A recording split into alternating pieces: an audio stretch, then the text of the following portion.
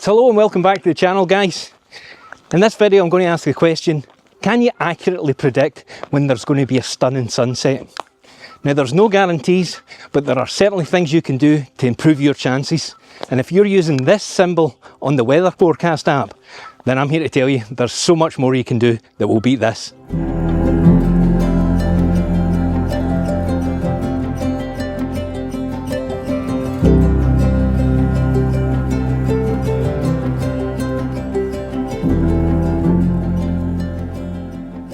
Okay, so before I talk any more about that and how you increase your chances, let's do a bit of homework. What makes a great sunset? Back to the studio. Okay, so move over Banksy. This is going to blow your mind. Here I'm going to draw a visual representation of what you need for a great sunset. There's me, and up above me, we definitely need clouds. And here we have the sun, obviously really essential. But one thing that we're going to talk about throughout the video is the horizon, because this is the key. Because during the day, when the sun is high, it shines down on the top of the clouds. But as the day progresses and the sun begins to sink, it eventually crosses that horizon line. And for a very brief moment, the light comes back up and it lights the underside of the clouds. And that is a killer sunset. So I hope that made sense. But now that we know that, how do we apply it into making sure you go out when the conditions are most likely to produce that awesome result? Well, there are a couple of things that you've got to look out for.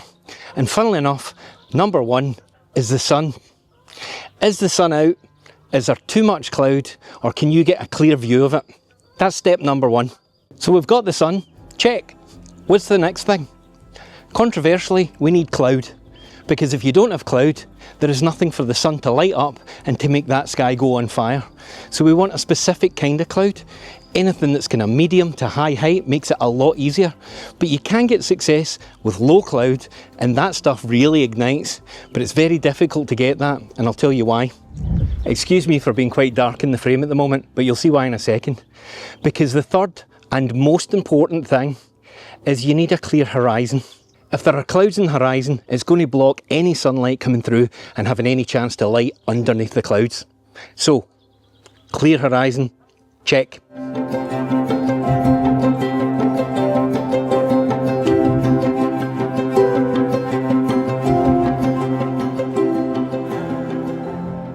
So I have all three of the factors in play tonight.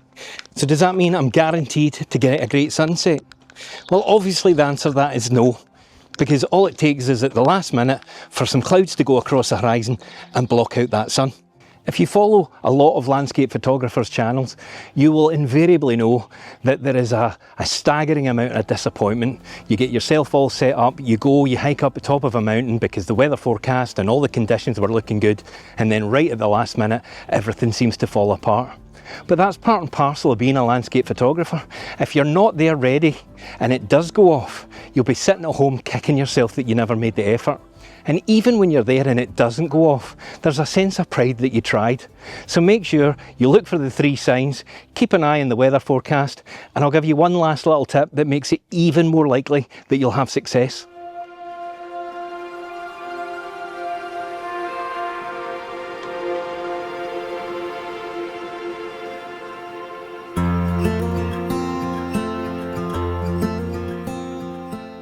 So it's at this point you either stay the course or you pack up because the midges are starting to come out and look at the cloud.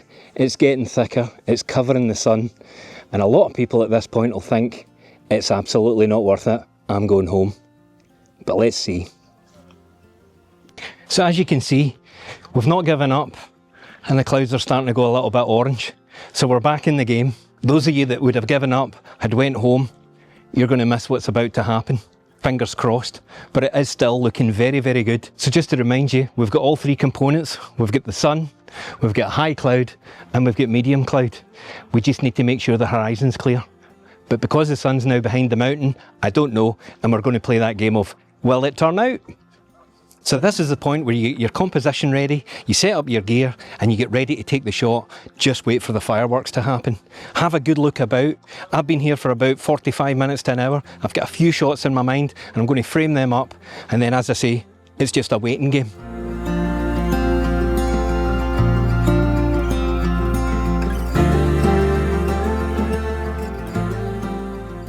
If you're enjoying the video, guys, please consider giving it a like or a thumbs up. And if you haven't subscribed yet, then now's the time to come along for the journey, because there's going to be plenty more of this. So I'm not sure if you can see, but it's definitely getting darker now. We're well into dusk and it's still looking as if there's cloud in the horizon. But we're not giving up, because that's the #1 rule of this game, is stick it out until you know for sure it's not going to happen. And that's still quite a way off.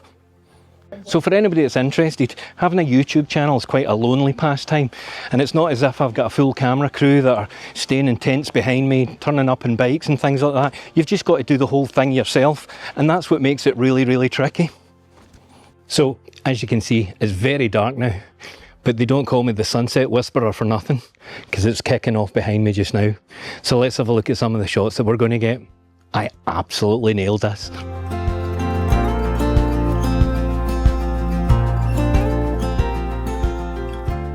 These photographs were taken over the course of the evening, starting at about 7:30 at night, all the way through to 9:30 when the sun went down. So don't just plan to capture the sunset. It's golden hour just before that, and there's plenty of great opportunities to go out there and make sure you get the best images. And even after the sun's went down, it's blue hour. So plan ahead, give yourself plenty of time, and make the most of the night.